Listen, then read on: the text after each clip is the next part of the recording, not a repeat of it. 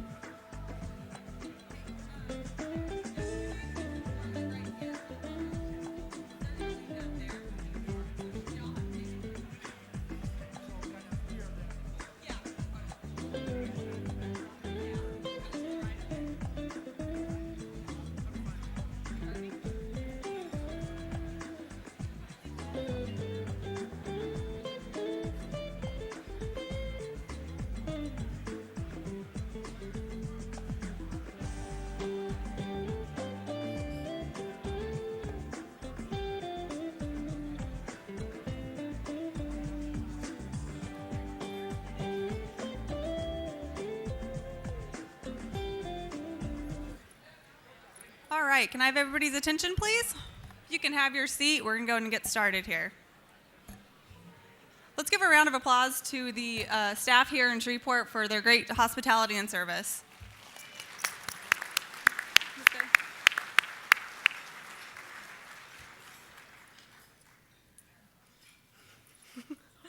We have one strangler or raggler going around. All right. Before I begin, I have a couple announcements. I'll keep it short and sweet because I know we've got 10 people to get through, and my feet are already a little sore from my heels. So we'll get started here. We have Doug Lindemann, who is our chair of the Hall of Fame Selection Committee. He's going to be helping us with inductions tonight.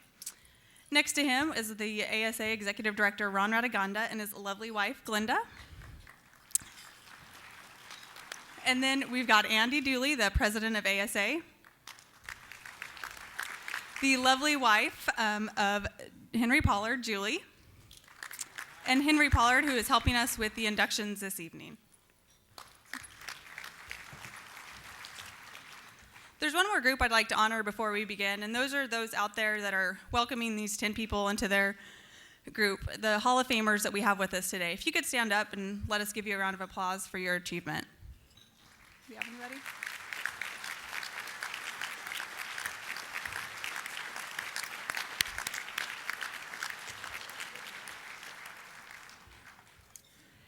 Tonight we gathered to honor 10 individuals who've made a significant impact on the sport of softball, both on the field and off.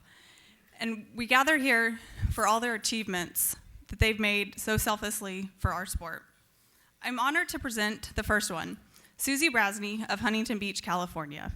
I've had the opportunity to work with her on several occasions as a member of the USA softball coaching staff, and I have to say her passion for the sport is unlike any I've ever seen. I have no doubt that what she's done is just a glimmer of what she will do in the future for our sport. Brasney has exemplified everything a softball player should be in her career that has spanned over 30 years, maintaining a passion and love for the game all the way through. Known as a catcher that never wore shin guards, Brasney has dedicated her life to playing and promoting the sport of softball. She holds an outstanding 20 ASA All-America selections from 1980 to 2005, including 12 first-team accolades.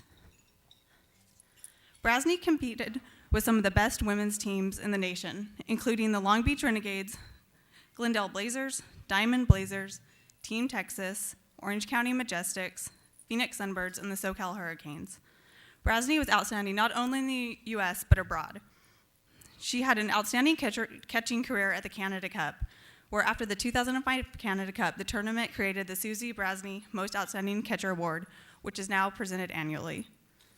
She was a member of 6 Olympic festivals, winning gold in 1983. Brasney participated in 3 Pan American Games as a member of the USA Women's National Team, winning gold in 1987 and 1991.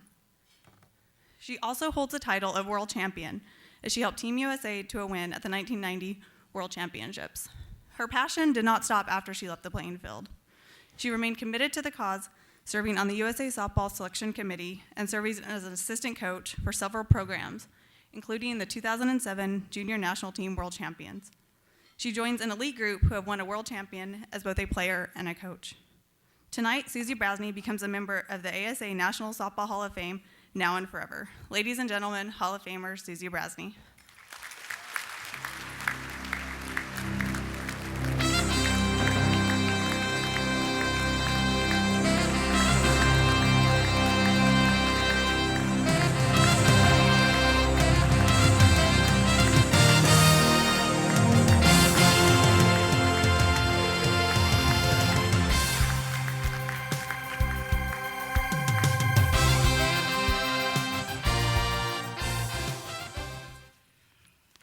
Thank you, Holly. Welcome, everybody.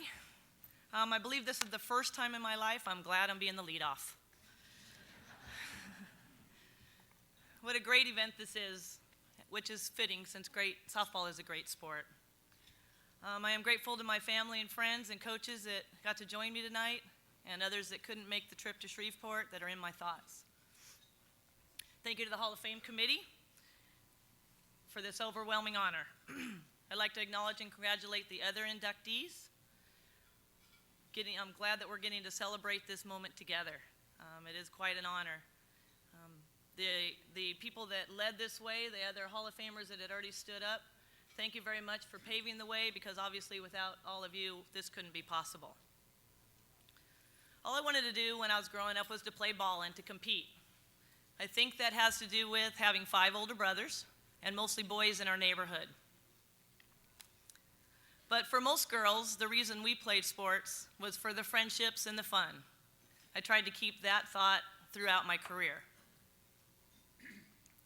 When I was playing in my last national championship in 2005 in Stratford, Connecticut, where we beat the Brikettes, with Cat Osterman standing in the bullpen, Bill Plummer made a comment to me that I hadn't really thought of. He said to me, "You'll be a shoo-in for the Hall of Fame now that you're finally retiring," with the emphasis on finally. And it's made me start thinking, that's not why I played. I didn't do this for the All-Americans or the All-Star teams. You know, I played softball for the fun of it. I played softball to do whatever I could to help my team be successful. Same thing with this induction. Obviously, I'm overwhelmed for this honor, and I've been walking on air since last November when I found out I was getting in. But I didn't play ball for the reason of getting inducted into the Hall of Fame.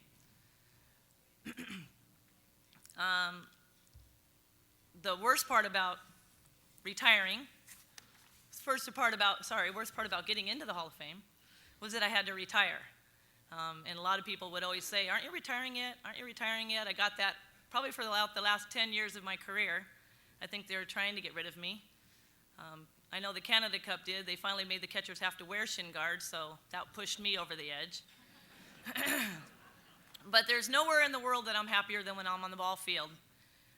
It's taken me all over the world. It's taken me all over many states in the United States, and then China, Japan, Australia, New Zealand, Cuba, Venezuela, and many, many places in between.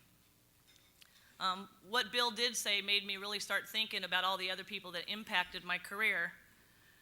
Without the great teammates and my family and friends and coaches, none of this would be possible. What I did find out after retiring is what I really missed was the camaraderie of my teammates, and it even turned me to play slow pitch.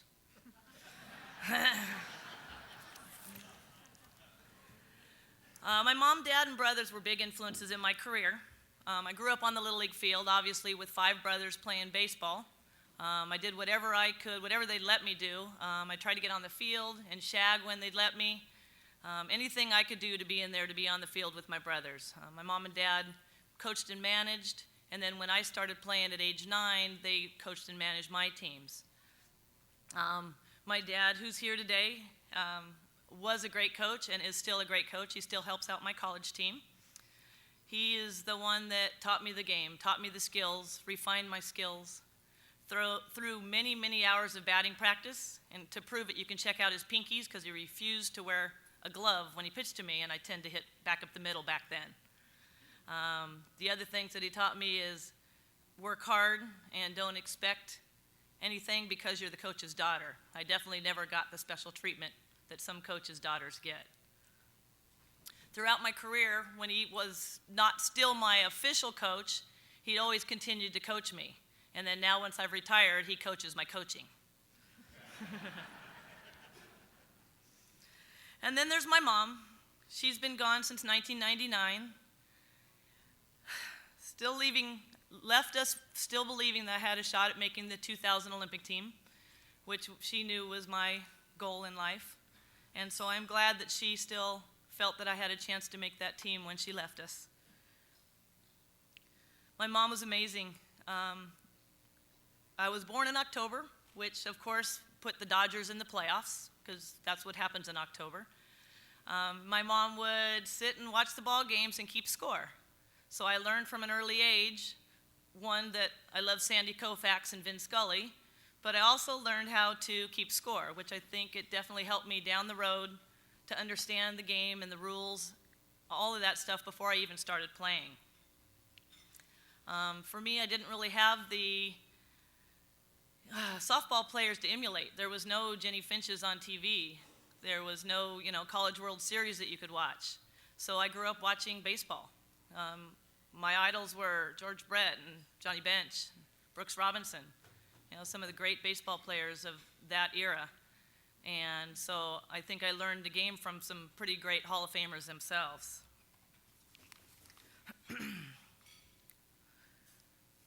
When I did start playing at age 9, like I said, that's the earliest you could play back then. There was no T-ball or coach pitch or any of that stuff. So at age 9, when I started playing, my mom kind of served as what I call my humbler. She was the one that would say things like, okay, it's your first year playing, don't expect to do anything more than your 2 innings in right field, which is what was required in Bobby Sox. And luckily, I started out playing shortstop, and then they moved me to third and eventually behind the plate, which was a pretty funny sight because I was about this big and about this big around, so the gear went quite long and wide on me. But I always did whatever it took to help out my team, and that's what that team needed, was a catcher. So once that season got going and it got to be the all-star time, she would say, it's your first year playing, don't expect to make any all-star teams. And luckily, they voted me onto the all-star team. And then the next line was, I think the minimum is you got to play one inning in the all-star games, and I ended up being the starting catcher. So this kind of went on throughout my career, luckily for me. But what it taught me is to believe in myself without expecting too much. Funny thing was, at the end, my mom really never talked about the Hall of Fame, but I guess that she dreamt of this day for quite a long time, that she's proud of her little girl and looking down on us today. Next to my family, I had many great coaches that helped guide me and shared their love and wisdom of the game. My dad being the first coach. Betsy Smith is here today. She was one of my high school volleyball and softball coaches, and then we also coached together at Golden West College for years. Taught me a lot about the game as a player and then also as a coach.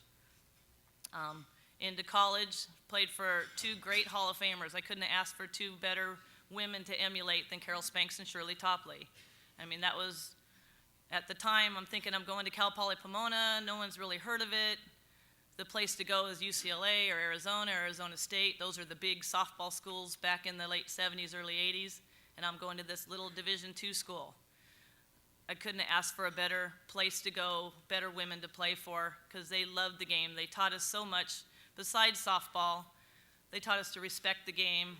They taught us to always look good. They taught us to play the game hard. Taught us about the little eyes that are always watching us, so you got to be careful what you say and do. But they definitely fired the love of the game for me, as far as the teaching side of it, because we used to do clinics for the little girls. And I knew way back that I wanted to teach and coach. Way back in elementary school, I'd help out like the special ed kids. And so I always knew I wanted to teach and coach. And then starting to do clinics when we were at Cal Poly, it definitely fired my coaching juices and taught me that I really did want to give back. And I try to continue doing that throughout my career as a player, helping other players, but also now as a coach with my college team and with USA Softball. I started playing ASA ball in 1979 for the San Jacinto Hawkettes, that then became the Fullerton Arrows, which were coached by Gary Hanning, who now is of Batbuster fame. Fast forward 26 national championships later to my last nationals and a national championship, as I mentioned, in Stratford with the Southern California Hurricanes, coached by Ken Bailey, Paul Woody Wilk, who's here today, and in memory of Mike Roberts, who was a guy that started the Hurricanes, was a great coach, and he had passed away a couple years prior to that 2005 championship. There's a few others that I'd like to mention that stayed with me throughout my career that were no longer with us. Like I mentioned, Mike Roberts, my mom, was always there by my side. My brother Steve, we lost a few years ago, and he was always the first one to call after a tournament, how'd it go, how'd you do, how was the trip? I miss him immensely. And then I have 2 great ex-teammates that really taught me to keep playing hard, because you never know when it's going to be your last game.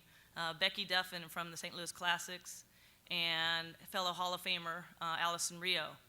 They both played the game hard, and we lost them both way, way too young, and it always kind of stayed with me all the way through when I'd be sitting there, especially when we were opening ceremonies of a game and you've got the national anthem going and you're standing there on the baseline. I always tend to see those two, and it reminded me to give every bit of myself every single minute of the game.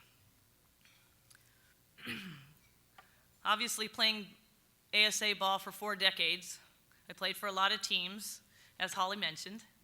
Had lots of teammates. Many times someone will come up to me and say, "Hey, I played ball with you." And I'll say, "Can you give me a decade or a state or I need a little more information than that." I was very fortunate to play with a lot of the great table setters, a lot of great people that paved the way, and a lot of the great kids that are Olympians now. So I was very fortunate to be able to be a middleman with all those great athletes.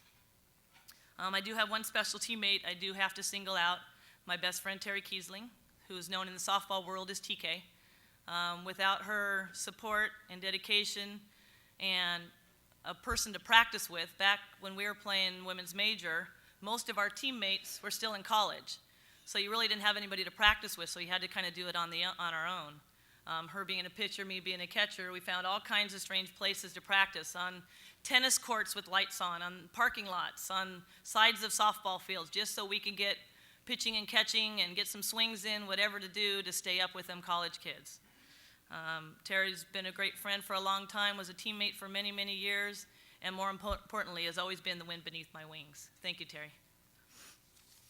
I do also have to give special thanks to our athletic trainer at Golden West College, Connie George.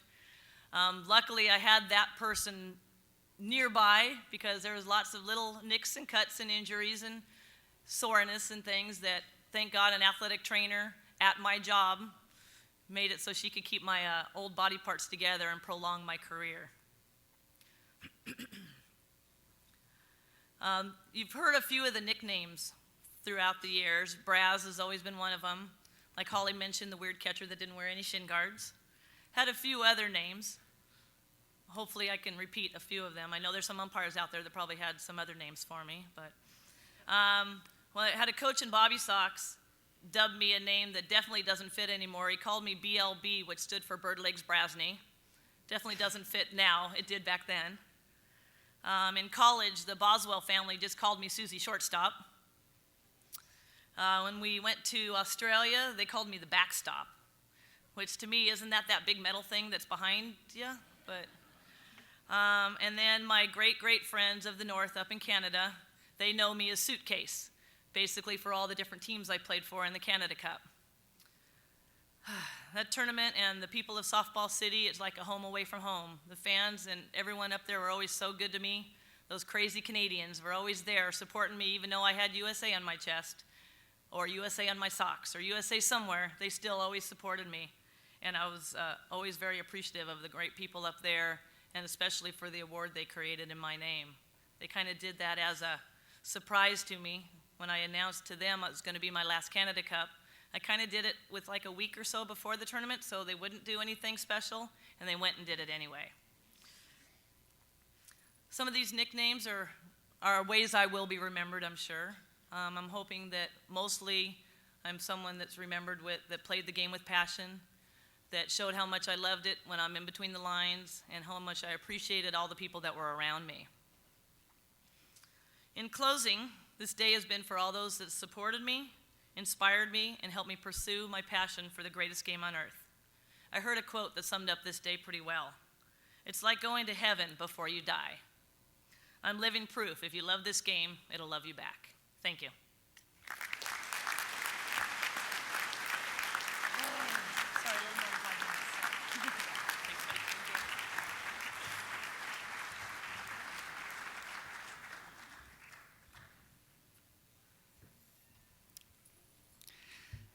Our second inductee for tonight is someone many of you know very well. Columbus, Mississippi's E.T. Colvin is being inducted tonight in the Commissioner Cavalry. When one thinks of the success of Mississippi ASA, it's hard to do so without mentioning Colvin. Through his leadership, Mississippi has become one of the top associations in the ASA. Colvin has served ASA as a board member, tournament representative, past president, in the early days as a player. That was the one with the long hair that he up there. He began his career playing in 1968 in his hometown of Columbus, playing at the major level of slow pitch during his career. Colvin hit over 1,200 home runs and played in 5 ASA national championships. In recent years, E.T. has worked very close with Bernie Profado to maintain and improve the integrity of men's slow pitch on the very top level.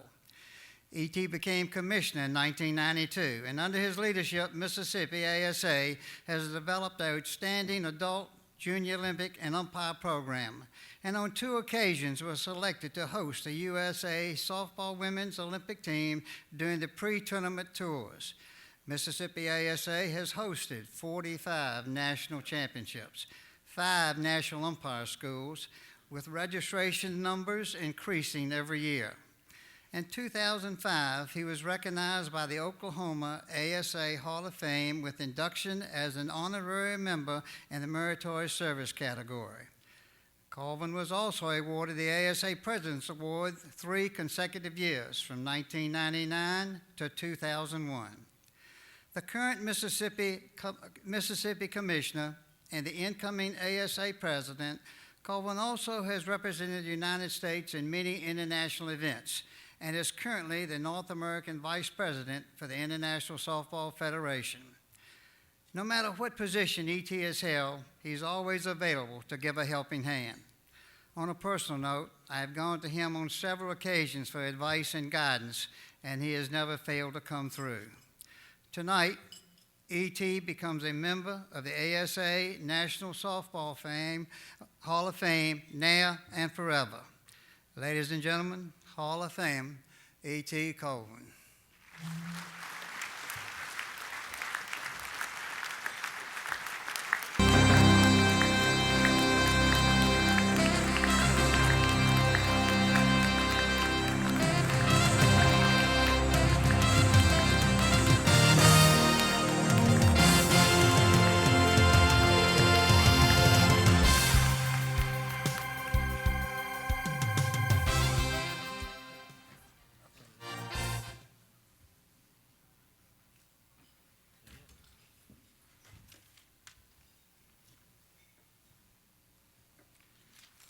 Whew. Thank you, Mr. Pollard. I ask that you bear with me tonight. A person like me doesn't get to come up here without a lot of help, and I got a lot of people to thank tonight. So I'll do my best. Plus, I'm from Mississippi, so we get 5 extra minutes because of our speedy speech. Today started off wonderful. I got up this morning, used Miss Linda's hairspray as deodorant. So it's been a little bit different all day. I'd like to start by thanking the Hall of Fame committee for this wonderful honor.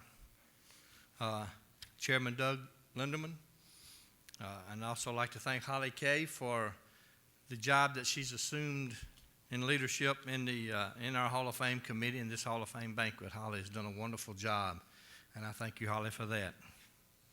My fellow inductees, I congratulate you, and I thank you for allowing me to share this most special evening with you, especially 2 people down there, friends of mine, Guy DeMayo and Ronnie Isham. This evening is more special simply because we're going in together.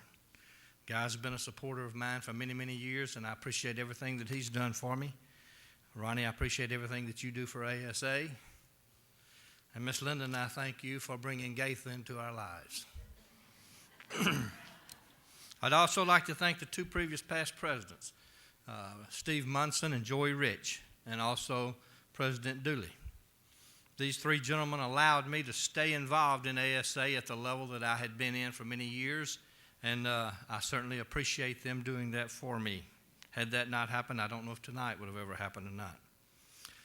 In 1990, Don Snyder decided that it was time for him to step down as the Commissioner of Mississippi. I picked up Don's 55th year award yesterday at the awards banquet. Mr. Don's not here with us tonight. I spoke with him shortly before I left Mississippi. Ms. Audrey is having some health issues, and Don said right now he couldn't leave, that's Don Snyder. So he's back there. The first thing that I told people when I became the Commissioner of Mississippi is that I told them that I'm not Don Snyder. And I meant that by saying that I don't know how to be that nice a person, and that's Don. I became a part of Region 6, which I think is one of the top regions that we have in the ASA. Oklahoma, Arkansas, Louisiana, Memphis. The people there that gave me the opportunities to do things, Virgil and Joanne, Don and Sue McGee, Jim Sherfield, Ollie Gardner, Ike, who we've all appreciate what Ike's done for us this week, Bill Skinner, Tony Walsh, the commissioner. Those that's not, that was commissioners and involved before I came along. Tillman Reiser was in Tulsa, Mr. Bill Finley, and Gene Harrison, who is our regional UIC. The support that these people have given me over the years have made it very possible for me to do a lot of things. And tonight certainly wouldn't have happened without them. One that's going on was Benny Bunch. Benny Bunch was the kind of friend that I could depend on to pick the phone up and call me and tell me when I was doing something wrong. Benny didn't have any problem telling me, hey, you might be going in the wrong direction on this thing right here. And you need those kind of friends. Benny Bunch was my friend, and I miss him. Because of Region 6 let me be their regional director, it put me on the ASA Board of Directors. Kind of young, kind of brash, but as a player, I got to play against the best slow pitch players in the world. Many of them are enshrined in this Hall of Fame, and it makes things more special for me because I know that they're in there. But then when I found myself on the ASA Board of Directors, I was playing with the big boys again. Jack Aaron, Andy Lechner, Frank Taylor, some arrogant guys right there. But that's okay because I learned from them. And might have got a little arrogance from them, but that's fine. But those were the type of people that were on the Board of Directors, and I learned from them. G. Pat Atkinson was the president of ASA when I became when I got on the Board of Directors. G. Pat, I have to thank him tonight because he gave me the opportunities to serve on committees and serve as chairman of some committees and opened a lot of doors for me. I learned from my mistakes, but had Pat not given me those opportunities, certainly many things that happened to me later on in life would never have happened. Bill Humphrey, what can I say? Bill Humphrey has got in my face and told me how good a job I've done, and he's got in my face and tore me down to nothing by telling me how bad a job I've done. But I've always appreciated his friendship, his honesty with me, and it's great to have people like him in your life. I ran for president 4 times, won twice. As Joey Rich says all the time, I won twice because I was unopposed. Every time somebody run against me, they beat me. So, but I found out, and I honestly think that running for the president of this organization is harder than being the president of this organization. It's tough. So, Phil Gutierrez, you need to remember what I just said. But to be the president of this organization, have any success whatsoever, you got to have the support of a great many people. When I was running for president, from time to time you have to ask somebody to stand up and speak for you.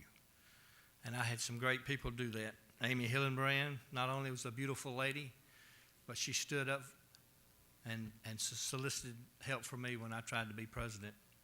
John Miller was the NorCal commissioner back then, and John Miller stood up, and I'll never forget someone that does that for you, that stands up and speaks for you, is something that will stay with you forever. The third person that got up for me every time that I ran for president, sitting at my table down here with my family, Bernie Privado. Bernie Privado is like a brother to me that I never had. And I'll always know, no matter what I do, no matter where I go, Bernie Privado will have my back. I don't have to worry about that. We've been friends for many, many years, and I can't tell you how much his friendship has meant to me and the fun that we've had. As Henry said, Bernie and I got to work tournaments with Bernie at the super and the major level, which is the fun tournaments. So I thank you, Bernie, for always being there for me. As president, to be successful, you have to develop friendships and relationships with people in the national office. Ron Radagunda and his lovely wife, Glenda, over here. Nobody has criticized this man as much as I have, and will do for the next 3 years. But he and I have become friends. We've been able to go through the things that we've gone through. Kelly McEwen was very helpful to me. Kelly has since moved on. Chris Sebring is on loan to the national office from Mississippi. We may let him come back someday. But he has certainly been there for me. And as president, you find that you really have to have some help that you don't expect. And I got that help from Shirley, Debbie, Stephanie. 3 ladies in our national office that if Andy Dooley would tell you and anyone that's ever been president, without the help of those ladies, you wouldn't survive. Kevin Ryan has been there for me. Kevin Ryan has been able to he's another one of those friends that don't mind telling me when I'm wrong, and I appreciate his friendship. There's no secret to the people in this room that know me well that knows how close I am with Craig Kress. Craig Kress is my friend. We went through a lot of hard times together. We've worked together, and I want to think that we have accomplished some things for this organization. But Craig Kress is a quality person, and I'm a better man for having him as my friend. New friendships have evolved in there. We have some young people in this audience that are stepping up, and that's what it's going to take because a lot of us guys are getting old. Some of us already done got old. But there's some young guys that's stepping up, and I've developed relationships with them, and I truly am happy that they're in my life. Dick Gullman, Mick Renheisen, Bill Parks, Warren Jones. If you ever want to win an election in a foreign country, Warren Jones is your man. I went to Venezuela, myself, President Dooley, and Warren Jones. We went down there on a goodwill tour to try to make some friends with some people that didn't like us anymore. They had an election, and we decided the United States needed to have somebody in the election. We didn't want to just let somebody win, so we flipped a coin, drew straws, whatever you see, and come up with somebody to run. And it was me. I got to run. But I can tell you now, you take Warren Jones, a bottle of rum, and 10 Latinos from the islands down there, you become the ISF North American Vice President.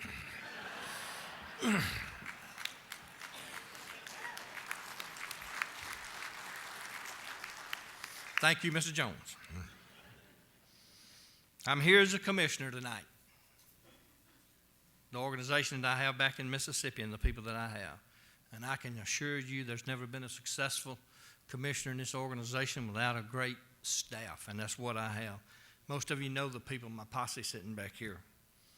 In my umpire program, I've always had great people. Jackie Corson was my first umpire-in-chief that I appointed him. I had to let him go. Not like that. I had to let him go because he had to go back to college and get his doctorate's degree. LP, Larry Montgomery, followed Jackie Corson. Everybody knows LP. He's on our national umpire staff now. He was followed by Jerry Stewart, who's sitting here with us tonight. That's the type of people that's in my umpire program back in Mississippi, and it's a wonderful program.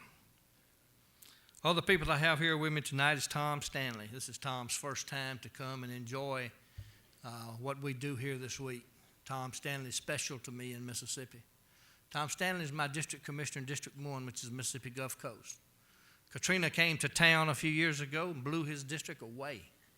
All the people left.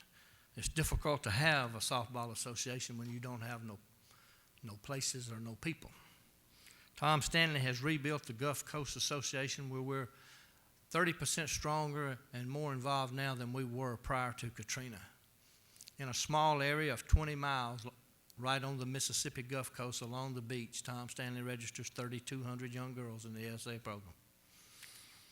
Cecil Jones is here with us tonight. Cecil's going to be involved in our adult men's program and help us. I've known Cecil forever. He was a good player. The one thing about Cecil is just like all the rest of us. He has the same love for the game of softball and the passion for ASA that I do. And that's the type of people I try to surround myself with. Chris Chance is my new JO commissioner back here. An up-and-coming young man in this organization that can go as far as he wants to. Doc Jenkins, my twin brother, that most of you think he is anyway. Doc has talked to you many times, and you thought you were talking to me, and Doc, he never told you any different. So some of those promises, I'll try to keep them if I can. I don't know. But Doc Jenkins and I go back a long, long time, and nobody loves the game of softball like he does. He and his wife are here with us tonight, Joan. Roger and Pam Short sitting at the table back there. You have to have a key cog in the thing to make it run. Roger Short is that. Roger Short's my friend. He's been with me for many, many years. He was the manager of the team where that really nice-looking guy with that afro played. But Roger he's what makes Mississippi ASA tick. For 48 years, Shirley Ray was the J.O. Commissioner of Mississippi. Shirley passed away last year, and we lost her. She was a wonderful lady. Nobody loved this game any more than Shirley Ray did and what she did for the J.O. program. I miss Shirley Ray. Have several Parks and Rec people back here that's here tonight. You don't know how proud I am to have them there. Mississippi Parks and Rec is a valuable part of Mississippi ASA and the people that they have. And the one thing about all these people that I told you about here tonight, the one thing and the one common thread is plain and simple. They're in this thing for the right reason. They love the game of softball and they believe in the ASA program. And that's what makes us successful. I wouldn't have been able to do the things that I've done, wouldn't be able to accomplish any of the things that I had if it wasn't for you guys. And I thank you from the bottom of my heart for that. Last but not least is this group that's sitting right here at this table, my family. I don't know what I ever did for the good Lord to give me and bless me with the family that I have. I've gone all over the place playing softball, chasing softball, doing everything that there is, but my family is my life. My son-in-law, Tommy, couldn't be here tonight. He's back in Mississippi. My daughter is here, Monica. Two of the little angels that's right there is Katie Lynn and Jamie. My son, Todd. My favorite daughter-in-law, Mandy. And there, too, Ms. Macy and Ethan Tanner, E.T. the Fourth. That's what I'm all about right there. Last but not least, I have a short story to tell you about this lady that's sitting out there. A lot of you know some things about me, and I'll take it a little bit further tonight. My parents died at a very young age. My father died at the age of 44. Less than 18 months later, my mother died at the age of 46. This was in 1970. Linda and I had been married for 2 years. We were 23 years old. And at the ripe old age of 23, we assumed custody of my two younger sisters. They were both 15 and 16 and teenagers in high school. Both of them have grown up to be wonderful ladies, wonderful mothers. But it's tough when you're 23 years old and you find yourself with two teenage daughters. Somebody has to pick it up and carry the load. And that lady did for 41 years. She stood by me then, and she's still standing by me. I love you, and thank you for the life that you've given me. A lot of people in this room have touched my life. I thank you. I thank you for this honor, but most of all, I thank you for your friendship. And may God continue to bless each and every one of us. Thank you.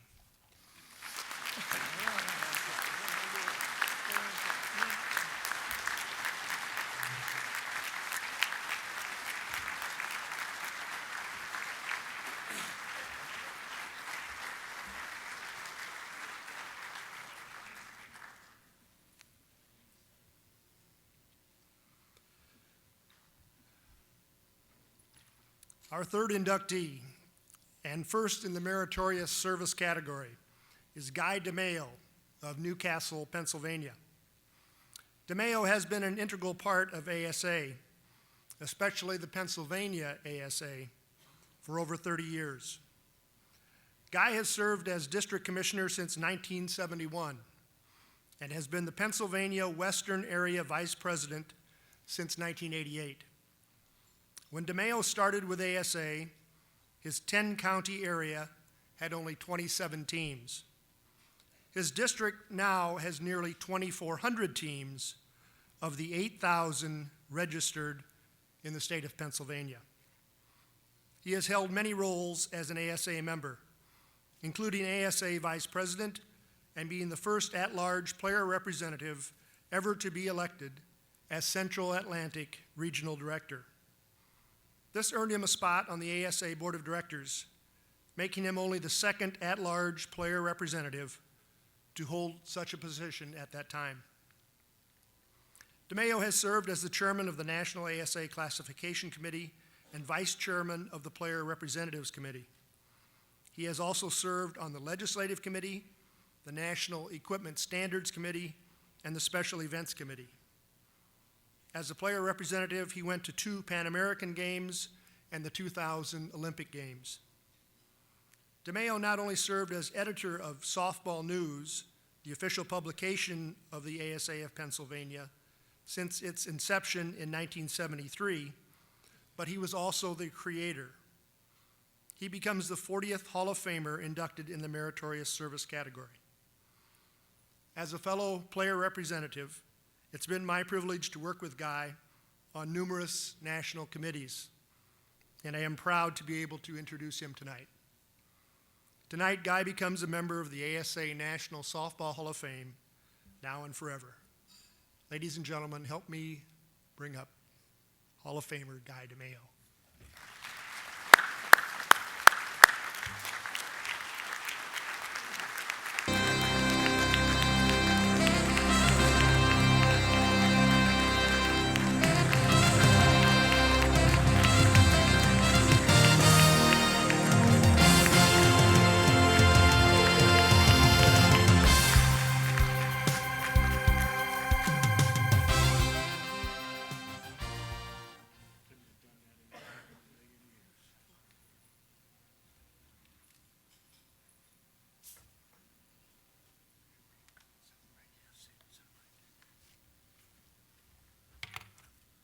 Wow. That's all I can say. Wow. I've worked a lifetime at softball because I love it. I love what I'm doing, and I love how we've made the accomplishments to reach where we are today. I could stand here and thank many of those same people that E.T. just announced, because those people are my friends too. But rather than take up a whole lot of time in announcing all those same people, except for the local Mississippi people, I just have to thank a couple special people that I want to recognize tonight. But as I look out there tonight, and I can't see all of you because there's a light blaring in my eyes, but you are all my friends. All of you. There are so many friends that I've made in softball. That's why I'm here tonight. You friends have made me something special that I can look at myself and be honored tonight. And I need to thank Dougie and his committee, Ron Radagonda, and Andy Dooley, our president, for the things that have been bestowed upon me this evening. The guy I need to thank, most of all, for getting me involved in all of this is I started before the ASA of Pennsylvania. I was with the Pennsylvania ASA before Andy Lechner took over as the state commissioner. And one of the first things he did was contact me and ask me if I would like to be involved with the new Amateur Softball Association of Pennsylvania. And man, that was the greatest move I ever made in my entire lifetime in softball. We met in a hotel that's no longer in Lancaster. It's called the King Douglas Hotel. And it had an elevator in there that didn't work automatically. You had to work the thing with a lever. And you went up, and the only way you knew which floor to stop on, there was a line on the wall as you went up. And when you got to the floor you wanted to stop on, you jammed the thing forward and you came to a jolting stop. And that's how we got started, with a jolting stop at the King Douglas Hotel in Lancaster, Pennsylvania. We went into a room and sat on the floor and lined out what we were going to do and how his ideas were going to take effect with the Amateur Softball Association of Pennsylvania. At that time, I had been working in the ASA before. We had When I started, we had 22 teams. We went to 44 and then to 60 when I first met Andy Lechner. And we had that meeting there, and many of the guys that are here tonight were not even involved then. We held the meeting in the basement of that King Douglas Hotel, and we had to keep moving because the washing machines that they were using to wash the towels and the sheets were leaking, and we got flooded out. We had to keep moving down. So everything hasn't been peaches and cream, but we overcame those things to be what we are today. And I thank you, Andy, for what you did for me. And I have three people that are my best friends in softball. One is Pat Atkinson, who saw fit to have me give his induction speech when he ran for president and was elected 3 different times. 3 different times. He gave me positions on committees, made me chairman of the legislative committee, and I was on the legislative committee, but he made me chairman of the legislative committee. And he was smart enough to put Marty McGuire with me because Marty knew that Robert's Rules of Order forward and backward, and he kept me in line as we made our way through the legislative committee meeting. And the other 2 of my great friends here tonight are Glenn Payne from Staten Island, New York, and Eddie Andrews from Miami, Florida. The 3 of us have been like the musketeers as we went through this many years, 30 years as a at-large player representative for the Amateur Softball Association of Pennsylvania. And I've got a story that I can tell you tonight, too, about when Mr. Radagonda assumed the executive director's position of this great Amateur Softball Association. He, Eddie Lindsay, and myself fought the battle against cancer together. We all survived. And I thank Mr. Radagonda, and we have had a bond together. Now, I'm going to ask you for something tonight. Ed Lindsay's not here. He's one of my buddies. His cancer has returned.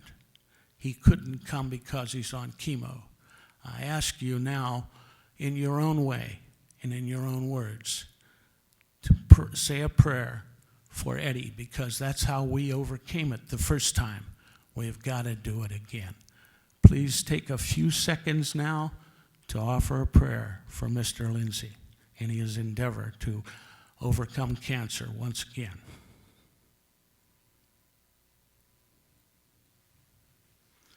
I thank you. The other guy I have to thank tonight is probably the most knowledgeable man in softball on the entire East Coast, and he is slowly but surely becoming the most knowledgeable man in softball in the entire country. He now serves on the slow pitch task force, but this man knows more about who won what championship in what year and who was the most valuable player. He saw fit to nominate me for this honor that I am receiving tonight, and that's Steve Dimitri. Will you please stand, Steve? Please stand, Steve. Don't be nervous. Thank you, Steve. Thank you so very much. Sitting at that table right there are the reason that I am here. And those of you that sit out there in this audience tonight know that if you're a successful softball person, you had to have an angel with you as a wife, because they have to give you up for all the hours that you spend away from home dealing with softball while they sit at home. They are all angels, as you all know. My wife passed away in 2000, but I know she's looking down on me tonight as proud as she can ever be. And now I have another woman that, believe it or not, I went with when I was in high school 52 years ago. And she lives in Anaheim, California, and she now is my lady, and that's Zelda. And I thank her. I thank her. And then I've got 3 daughters sitting down there, Angela Marie, Patty Ann, and Marcy Lynn DeMeo. And they're tremendous, tremendous. Now, 2 of them are married at this time, and they're doing exactly what their mother taught them to do when they raised their families also. And I have 2 other guys there who traveled all the way down here to be with me tonight. They're members of my staff that could get away and be here tonight. And that's Denny Mater and Steve Fee. Will you 2 guys please stand? Those 2 guys are my great friends and help me make Western Pennsylvania softball what it is. And you heard Dougie say that we took from 27 teams when I started, and we have 2,400 teams that we register in Western Pennsylvania and 600 umpires. And we are quite proud of what that means. Now, at this time, you know, Steve Fee, my UIC, has taken over Pittsburgh because at my age, at 72, I can't get around like I used to. So I'm leaving everything in his hands to take it from where we are now and build us even more. So at this time, I want to thank all of you who blessed me. When I got the induction notice that I was going in the Hall of Fame, my local newspaper put a tremendous article on their sports page. And I had a great friend call me when he read that I had been involved with the national organization 30 years. He knew I had 10 years prior to that with a state organization. He said, "Have you been involved with the National ASA for 30 years?" And I said, "Yes, sir." He said, "You must be a millionaire." I looked at him and I said, "Oh boy, are you sadly mistaken." I said, "Yeah, I'm a millionaire with friends that I have in my heart."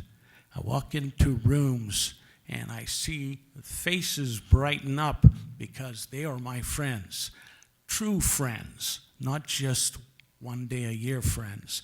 We only see each other one day a year. Isn't that a miracle? Tell me that's not a blessing from the good Lord above, that he makes us friends, real, true friends.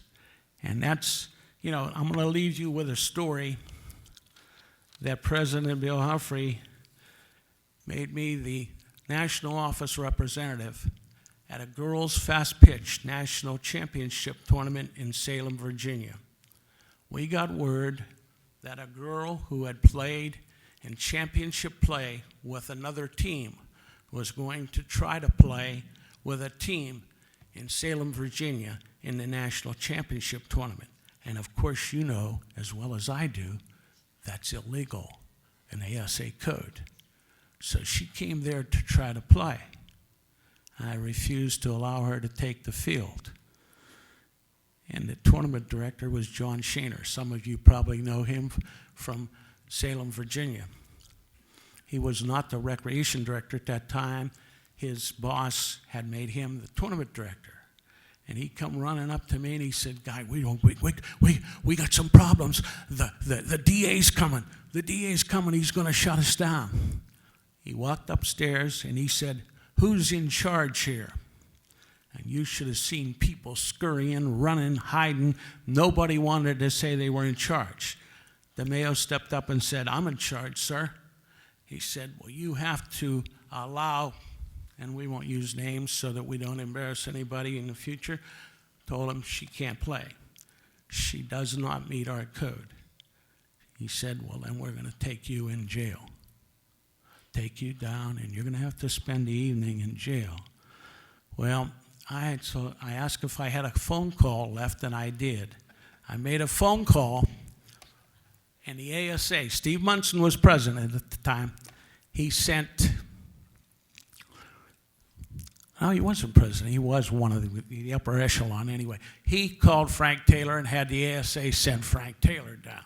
Mr. Radaganda, he had all the faith in the world in me. He said, "Oh, Guy, you can handle it. Don't worry about it. You'll be all right." and my wife was back home in Newcastle thinking I was going to be spending the rest of my life in jail in Salem, Virginia. Anyway, Frank Taylor and his son come down, and they meet with the judge, and the judge decides, we don't need to have all of this. Going to court, I'm busy enough as it is. He said, why don't you, Mr. Taylor, get together, give the city of Salem two representatives and the ASA 2 representatives, and pick one impartial person to serve as the intermediary in a 5-member panel.